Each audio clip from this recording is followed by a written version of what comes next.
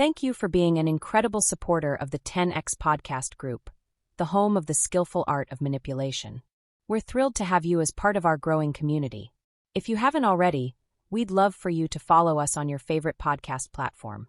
Your likes and comments mean the world to us and help us reach a wider audience with our stories.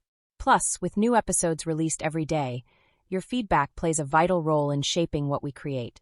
It truly makes a difference. Your loyalty and enthusiasm fuel our passion for crafting gripping tales, and we're so grateful for your support. Today, we're excited to present The Wife Swap Bet, a story that promises to keep you on the edge of your seat. Let's dive into this thrilling narrative together. Chapter 1. The Game Begins.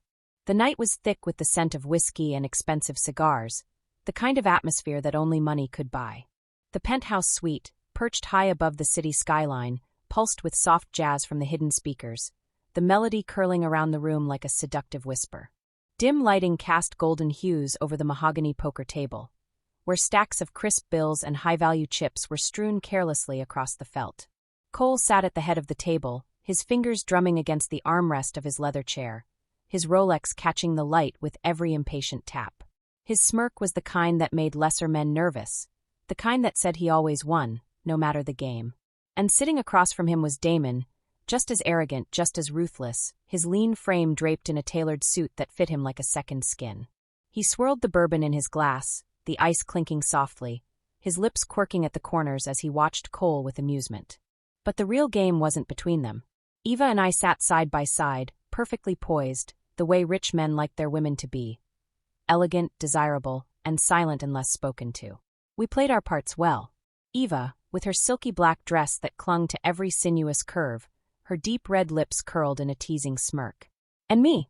I was the image of controlled temptation, my legs crossed just right, the slit of my emerald green gown high enough to hint at more, but not give it away. We were trained in this, masters of the illusion. The men thought they were in control. They had no fucking idea. Cole threw down a pair of kings, his grin widening as he leaned back, stretching his arms out in victory. "Looks like I've got you again, Damon." Damon clicked his tongue, shaking his head as he examined his losing hand.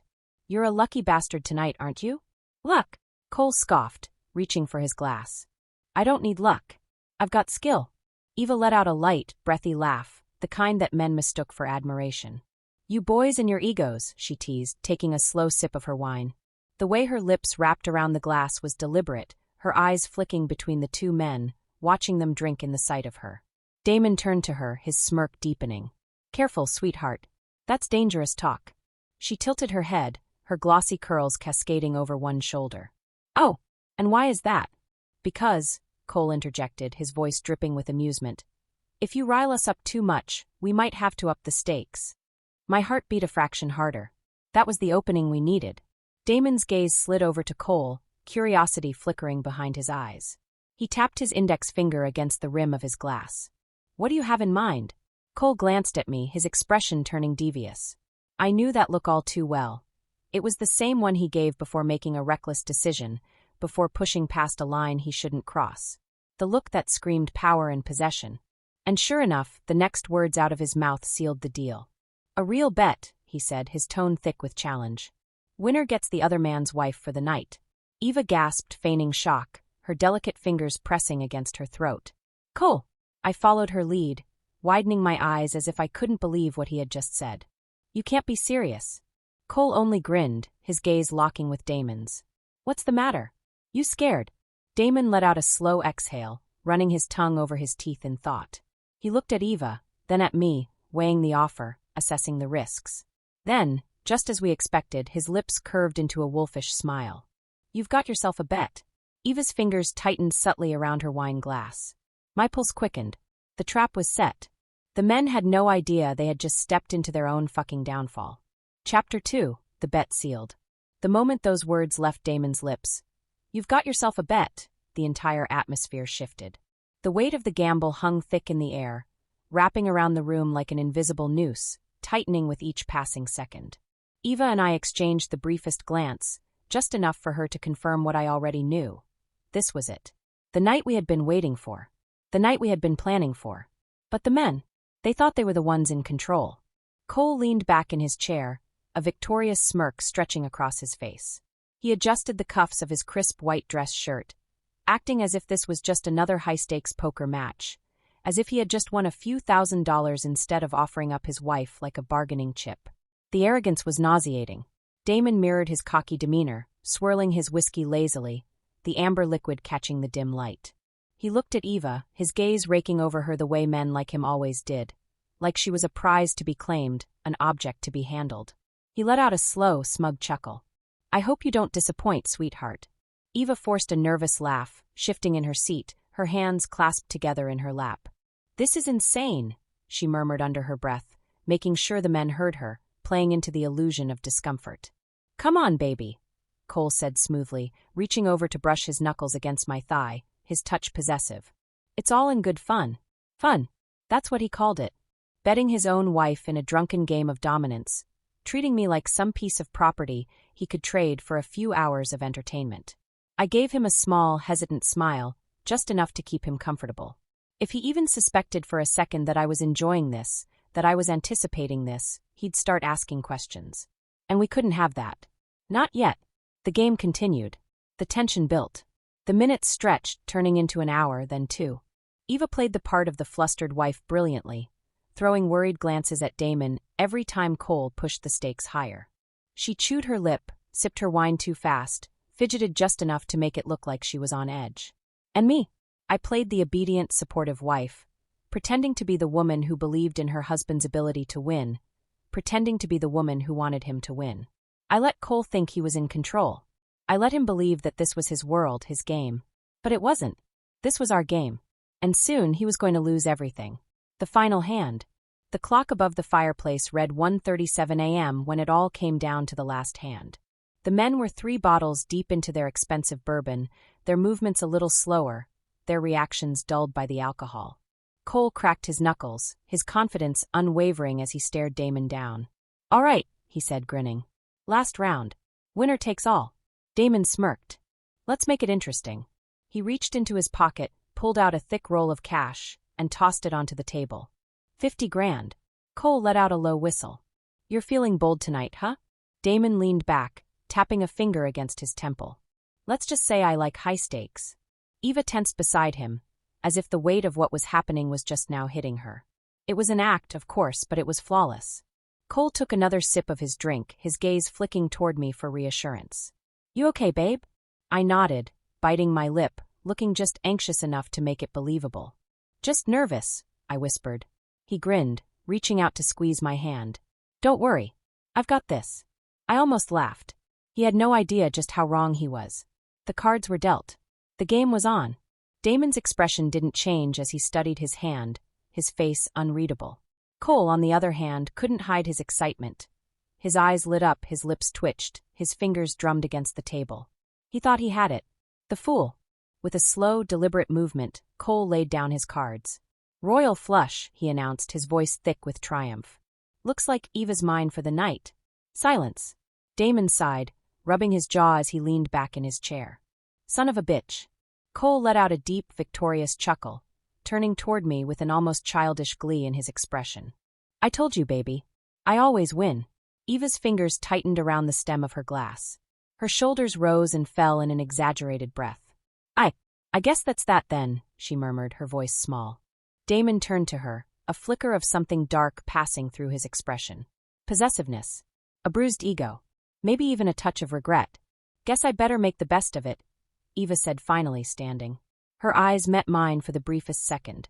Just enough for me to see it. The hunger. The anticipation. The victory.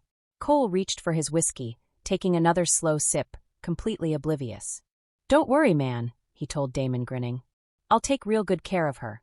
Damon didn't respond. He just sat there, gripping his glass a little too tightly. Eva walked toward Cole, her hips swaying just enough to sell it, and placed a single hand on his shoulder. And just like that, it was done. The bet was sealed. The men thought they were winning. They had no idea they had just signed away their own fucking lives. Chapter 3. The Setup. The moment Eva slipped her hand onto Cole's shoulder, I felt it, the subtle, unspoken shift in power. The men, drunk on their own arrogance, thought they were the ones controlling the game. But Eva and I? We had already won. Cole, grinning like the smug bastard he was, let his fingers drift up Eva's arm, testing, teasing. She shivered, on purpose, just enough to make him believe she was nervous, hesitant, even a little afraid. It was perfect. I sipped my wine slowly, letting the warmth of it coat my tongue, and watched the scene unfold. Across the table, Damon's jaw was tight, his fingers wrapped around his glass in a vice-like grip. His ego had taken a hit, but that wasn't the only thing simmering beneath the surface. I knew that look. Possessiveness. Jealousy. Even a man as wealthy, powerful, and ruthless as Damon didn't like losing to another man. Especially when that loss meant surrendering his wife, if only for a night. If only he knew. Cole rose from his chair, stretching as if he had just won a championship. "All right, baby," he said, turning to Eva with a smirk. "Guess we should get going."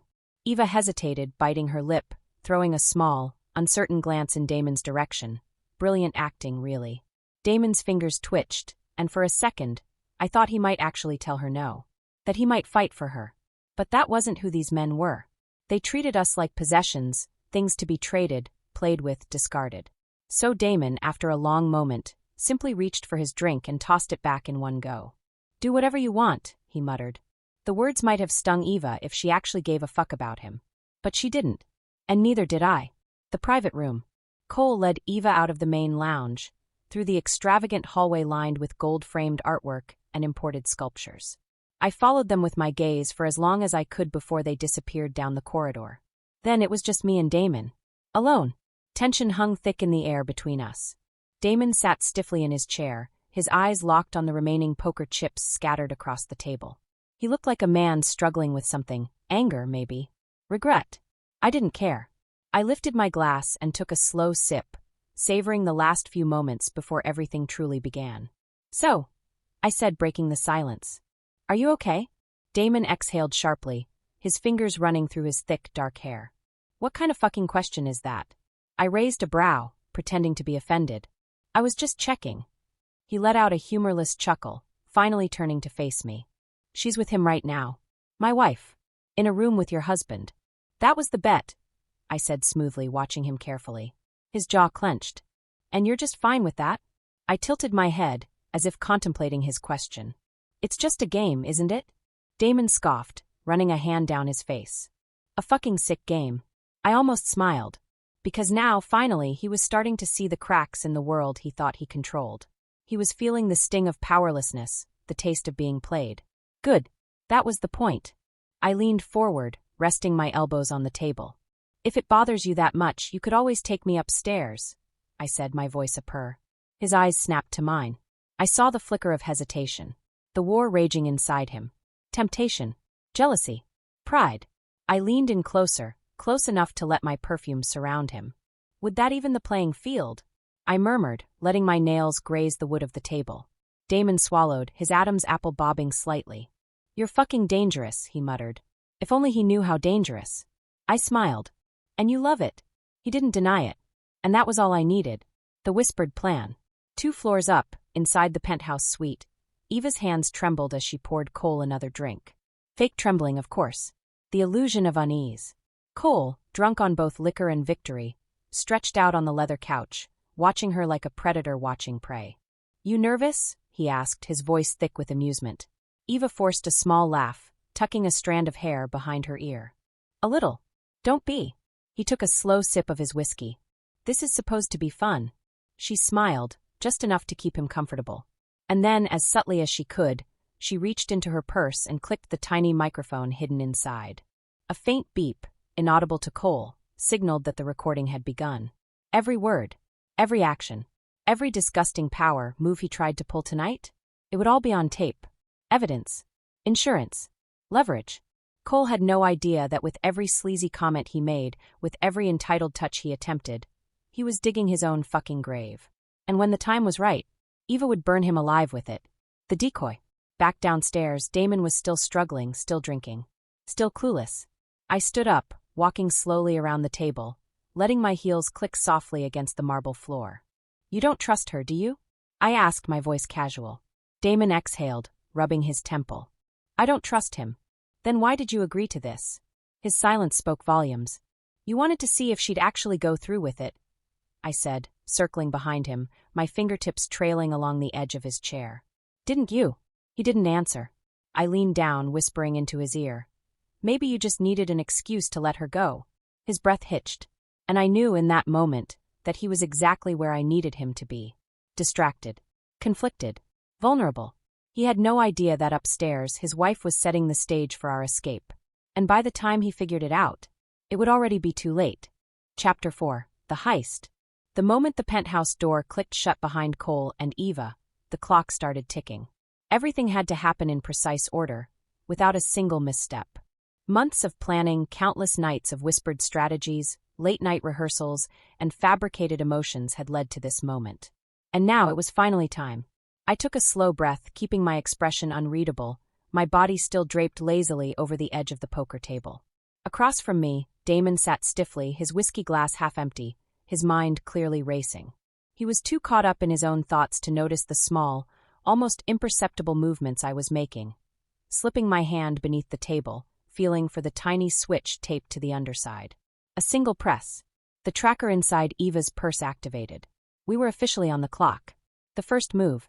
Upstairs, Eva played her part flawlessly. She moved carefully, deliberately, letting her body language send all the right signals. Nervous, compliant, hesitant, but not outright resistant.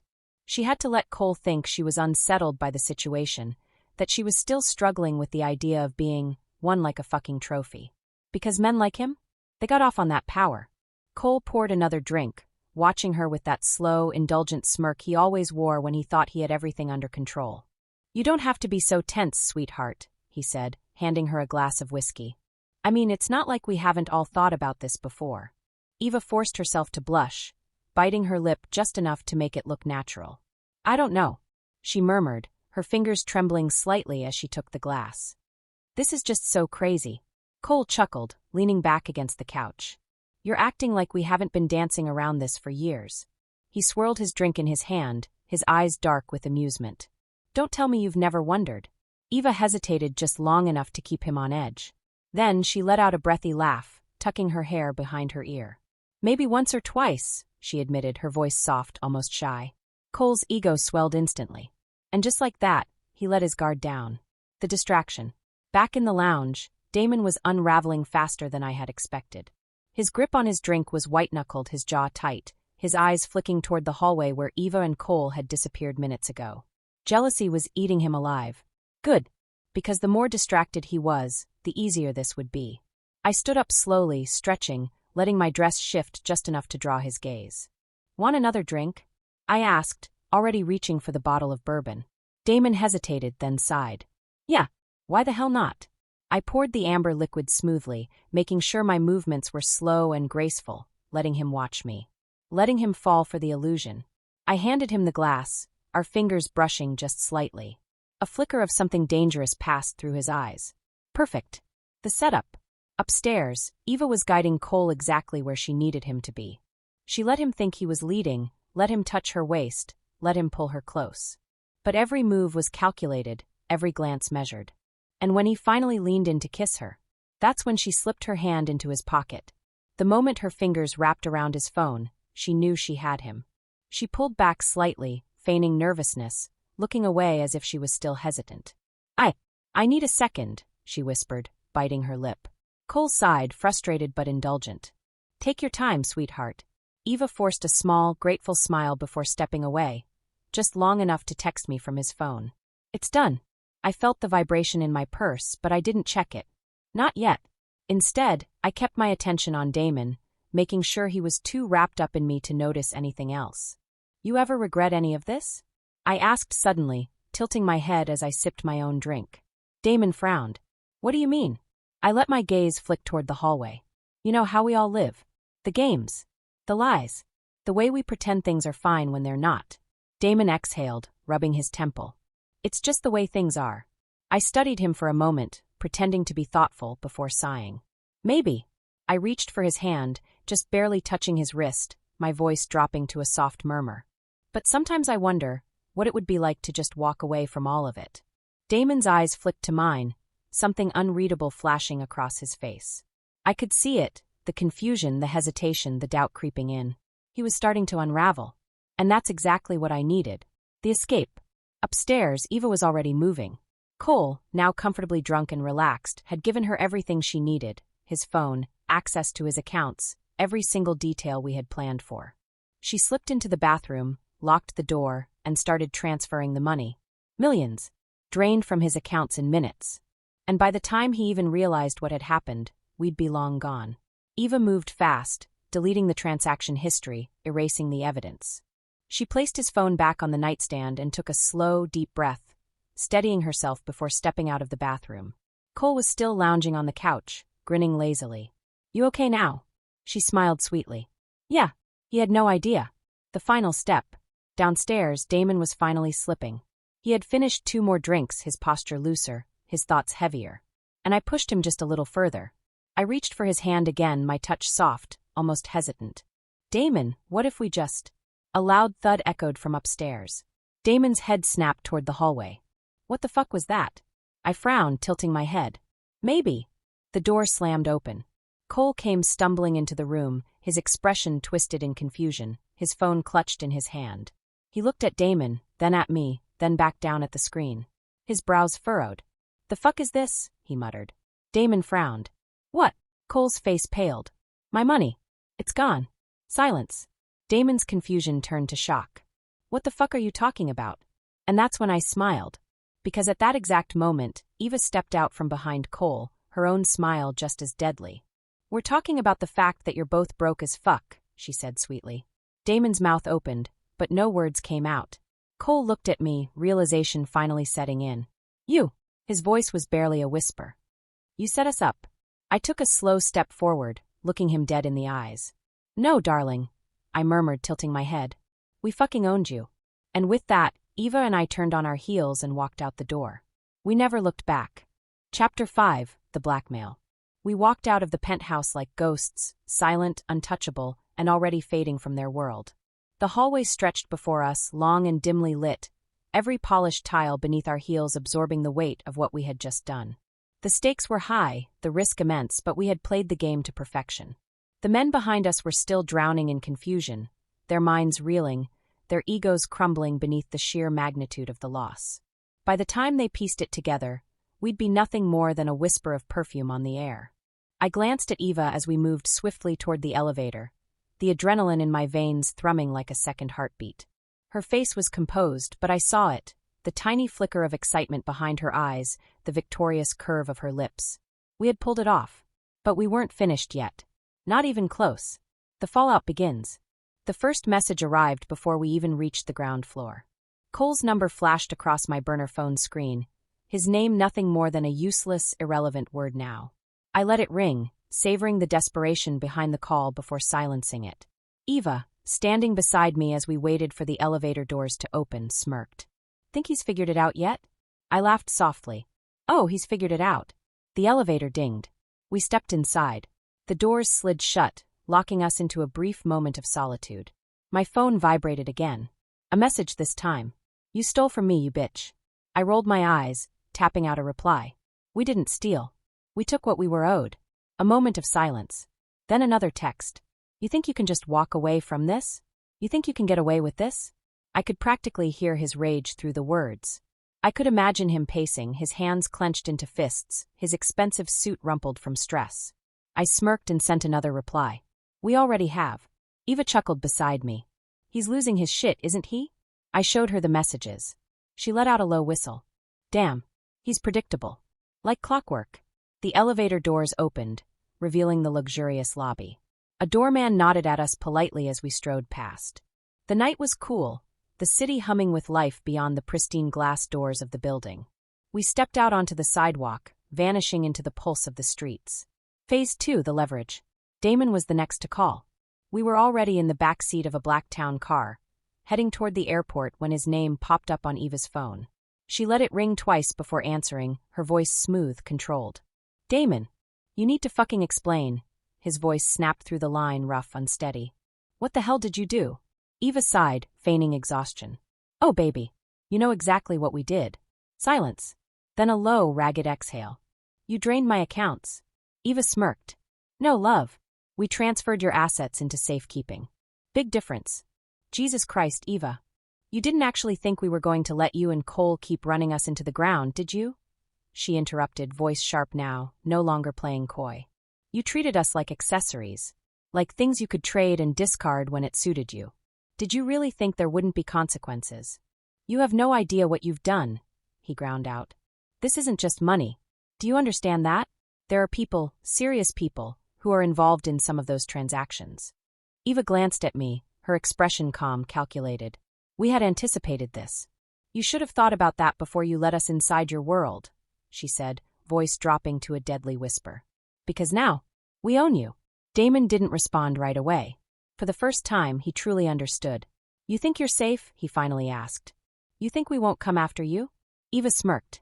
Check your email, Damon. A pause. Then we heard the rustling of movement, the click of a laptop opening. Then a sharp inhale. How did you get these? He demanded, voice low, furious. Eva stretched her legs out, completely at ease. You and Cole weren't exactly careful. We've got bank records, offshore accounts, wire transfers, the whole ugly mess. And guess what, sweetheart? The feds would love to take a peek. You wouldn't we? I cut in, finally speaking. Silence again. This time heavier. You send anything to the feds, you go down too, Damon said finally, grasping at straws. I smiled. You'd like to think that, wouldn't you? Eva exhaled dramatically. But don't worry. We don't want to ruin you. Damon let out a bitter laugh. Right. You just want the money. Not just the money, Eva corrected. We want freedom. We want distance. And we want your silence. More silence. Then finally a low, begrudging sigh. What do you want? We had him. I glanced at Eva. She nodded once. One last wire transfer, I said. Everything left in your private accounts. You'll still have enough to survive. But you won't come after us. You won't speak of us. You won't breathe a word to anyone about what happened tonight. And if I don't? Damon challenged. I smirked. Then tomorrow morning, every major news outlet in the country gets a lovely little package detailing every dirty deal you and Cole have ever been a part of. Silence. Then a defeated exhale. Fine, Damon muttered. You win. Eva's lips curled. Oh, we know. The final goodbye. By the time we reached the airport, the last wire transfer had been completed. Millions. Gone from their hands. Secure in ours. Cole had tried calling me 5 more times, alternating between rage-filled threats and pathetic pleas. He promised to hunt us down, to make us pay, to destroy us. I had laughed. Then I had blocked his number. Eva and I walked through the terminal, our new passports tucked neatly into our designer handbags, our new identities waiting on the other side of security. Fresh start. New lives. The world was wide open before us. As we approached our gate, Eva turned to me, raising her glass of overpriced airport champagne. To freedom, she murmured. I clinked my glass against hers, savoring the taste of victory. To men who thought they owned us, I corrected, my smile slow and sharp. We both laughed. And then, without looking back, we stepped onto the plane. And disappeared. Chapter 6, The Reckoning. We didn't just disappear. We erased ourselves. By the time the sun rose over the city skyline, Eva and I were already thousands of miles away. The old versions of us, the ones who had been trapped in golden cages, suffocated by power-hungry men who saw us as accessories, were dead, buried beneath the weight of their own arrogance. We were reborn as ghosts. No traces. No breadcrumbs. No way to track us. But Cole and Damon? They weren't so lucky. The desperation begins. The first wave of calls came at sunrise. Eva and I sat in the private lounge of an exclusive resort, sipping espresso, watching the waves roll against the shore through floor-to-ceiling windows. The world was quiet, pristine, untouched by the storm we had left behind. Then my burner phone vibrated. Cole! Again! Eva raised a brow as I held up the screen. Persistent, isn't he? She mused, stirring a sugar cube into her coffee. I let the phone ring, smirking as I imagined his frustration. Oh, let him suffer a little longer. Another buzz. Then another. Damon this time. I sighed, rolling my eyes. They don't quit. Eva took a slow sip, leaning back in her chair, watching the waves as if this was just another normal day. They're realizing, she said casually, that we were never theirs to control. That they lost. The phone rang again. I let out a low chuckle, then answered. Miss me already? I purred. There was a sharp inhale on the other end. Then Cole's voice, raw and strained. You fucking bitch. I smirked, resting my chin on my palm. That's Mrs. Bitch to you, darling. Eva snorted softly. You think this is over? Cole growled. You think you can just walk away with my money? I exhaled, pretending to consider. Well, we didn't just walk away. We took a plane, actually. Quite a lovely flight, too. Champagne, warm towels, first-class service. You have no idea who you're messing with, he spat. I swear to God I will find you. I sighed, checking my nails. And do what, exactly? Cray. Threaten me some more? Please, Cole, you're getting repetitive. You don't understand. Oh no. I cut him off, my voice dropping into something slow and dangerous. You don't understand. You lost, Cole. We won. And the more you push, the worse it's going to get for you. Silence. I could practically feel his frustration crackling through the line. Listen carefully. I continued, my voice smooth as silk. You will not come looking for us. You will not send anyone after us. And you will not make a single move unless you want your life to burn. A sharp exhale. You think you can control me? I smiled. I know I can. Another beat of silence. Then, you think you're so fucking smart, Cole muttered. You think you've won. But you have no idea what's coming for you. And then he hung up. Eva arched a brow. That sounded ominous. I rolled my eyes, tossing the phone onto the table. They always say shit like that when they lose. She smirked, raising her coffee cup. To our win, then. I clinked my cup against hers. But deep down I knew it wasn't completely over. Not yet. The empire crumbles. It took less than 48 hours for their world to collapse. Eva and I had made sure of it. We had spent months gathering leverage, not just on Cole and Damon, but on their business associates, their dirty deals, their illegal investments. So when we sent out the first batch of files, the ripple effect was immediate. Cole's business accounts were frozen. Damon's properties were raided by investigators. Banks pulled out. Investors backed away. The media caught the scent of blood, and within a single day, the headlines were everywhere. High-profile investors under investigation for fraud and tax evasion. Mysterious offshore accounts tied to millionaire entrepreneurs. Luxury empire crumbles overnight. Insiders say more to come. I sat by the infinity pool, sunglasses shielding my eyes from the Caribbean sun, scrolling through the chaos on my phone. Eva, stretched out beside me in a white bikini, lazily sipped from her cocktail. Any good news? I smirked, flipping the screen toward her. Her eyes scanned the headlines before letting out a low whistle. Damn, we really did that. I leaned back, exhaling in satisfaction. Oh, we did more than that. Because this was only the beginning. The breaking point. Another call came in. Damon this time. Eva gestured for me to put it on speaker. I answered. Damon, how lovely of you to call. His breathing was uneven, sharp. You. He took a shaky breath. You destroyed us. Eva smirked. Correction, we simply let you destroy yourselves. We just helped speed up the process. You have no fucking idea what you've done, he ground out. I twirled my straw in my drink. We keep hearing that. Yet, oddly enough, we're both in paradise while you're what? Watching your empire go up in flames. You think we're just going to let this slide? Damon hissed. We're not done. Not even close. I exhaled dramatically. Damon, haven't you learned your lesson? You never bet against the women who know how to play the game better than you. You want war, he snarled. Eva sat up, sliding her sunglasses down her nose. Oh, honey, she cooed. This was the war. And you already lost. The line went dead. I tossed my phone onto the table, shaking my head with a chuckle. Poor thing. He still thinks he has a shot at getting out of this. Eva stretched, sighing contently. Men never know when they're beaten. She raised her glass. To never being owned again. I clinked my glass against hers. To watching them burn.